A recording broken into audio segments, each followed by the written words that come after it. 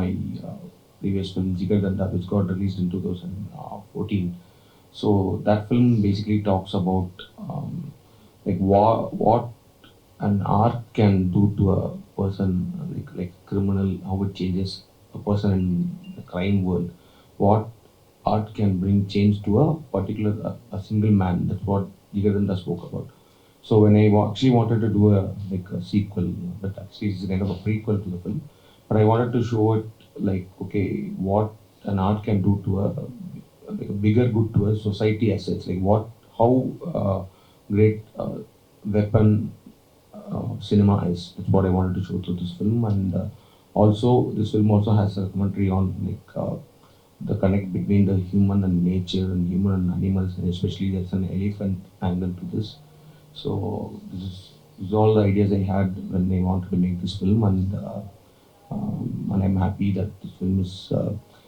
This is like a we made this film for like a mainstream Tamil theatrical audience, but I always wanted my films to um, have break that line between like say the commercial cinema and the art, or like a film for the film festivals. I want to break it. So I think this film I was able to. This film got selected in Rotterdam Film Festival. Then it got an award in Novi Sad, and now it got selected in this prestigious Indian Panorama. I feel very happy about it, and thanks for having a film in IFFI Goa. Thank you.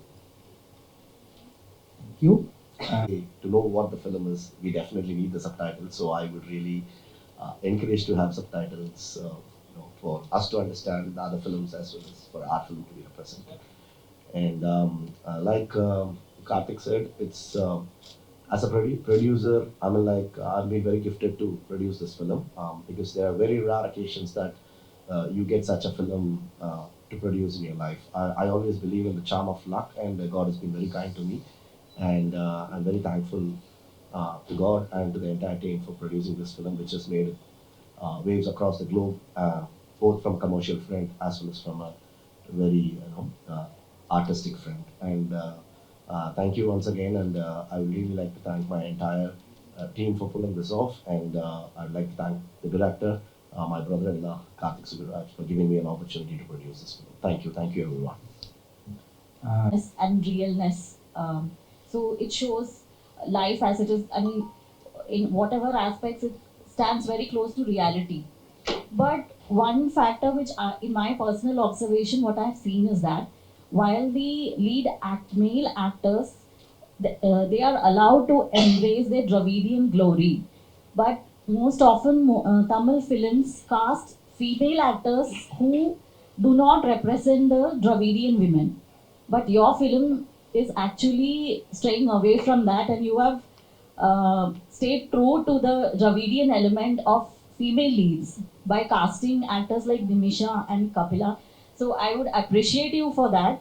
But do you think that Tamil mainstream movies have a problem of colorism? Maybe what is it, or is it a conscious decision on your part to cast female actors who look like the girl next door? I think it's not like I wouldn't say that Tamil film industry has that sort of populism. I think there's a lot of other films, like even from I think from the 70s and 60s, like if you see films like made by Bali Raja sir, Balu Mahendra sir, and all, it is all, as you say, they have casted like only rooted people for the thing. So I don't think there is anything sort of populism, and maybe some commercial sort of films they might require that kind of casting message. So I wouldn't say that aspect exists in Tamil film industry.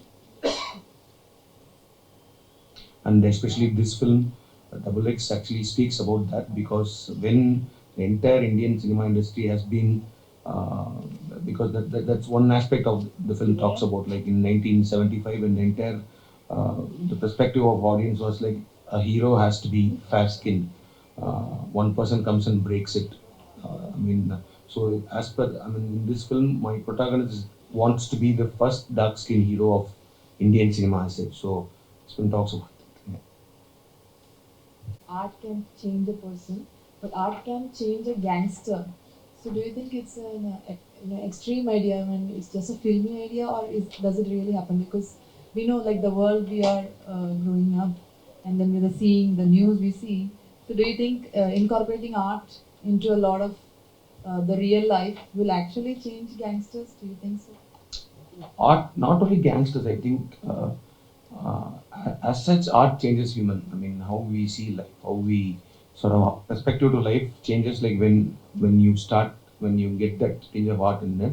And for me, personal experience wise, for Jigarthanda Part One, that the initial idea of Jigarthanda Part One came when I was making a short film for Nale Yokanar, like a reality show. I wanted to, that's a different short film. I wanted to shoot like a person stabbing another one, like a murder scene. So that time we thought, okay, let us go on. We know a person who was in jail for a murder for some reason, and then he's now, after so many years, he came back. So we thought of discussing what was his psychology before, like, because a man deciding to kill a person, what should be his psychology. So I thought of going and meeting him and talking to him. But that time he was so interested in, like, that I'm making a short film, so he wanted to act in the film. So the way he tried to impress me, because that time I was no one. I mean, I was just trying to make a short film. The way he showed interest actually gave me the idea of Jigadanda Part One. So I'm definitely sure. I think art changes human as a whole, like not only gangsters, anyone.